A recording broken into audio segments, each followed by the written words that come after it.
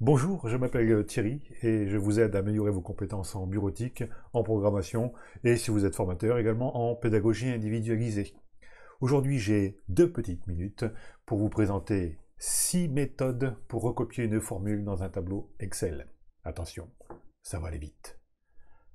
Première méthode, la manière simple avec la poignée de recopie.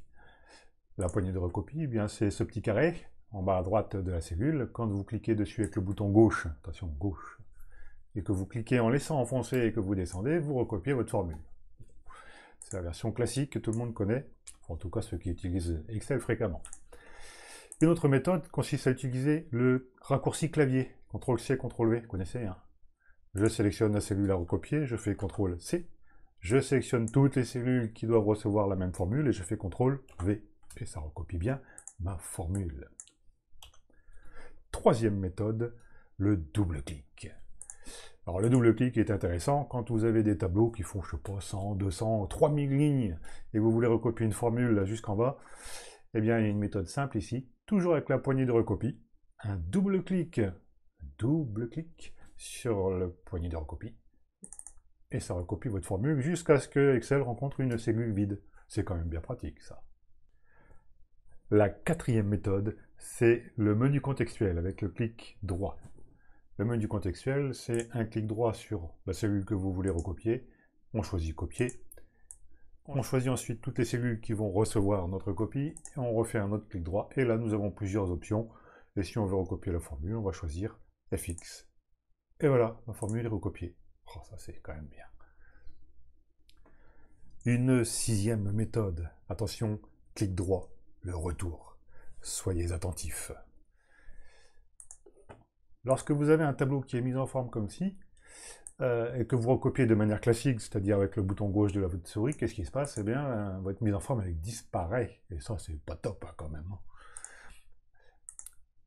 Et donc, Excel a pensé à nous, utilisateurs d'Excel. Plutôt que d'utiliser le bouton classique gauche, vous utilisez le bouton droit de votre souris, vous recopiez, et là, le petit menu contextuel vous dit qu'on peut recopier les valeurs sans la mise en forme. Voilà, ça c'est super, je fais oui, et ça recopie bien ma formule sans la mise en forme. Alors ça c'est vraiment top. Merci monsieur Excel.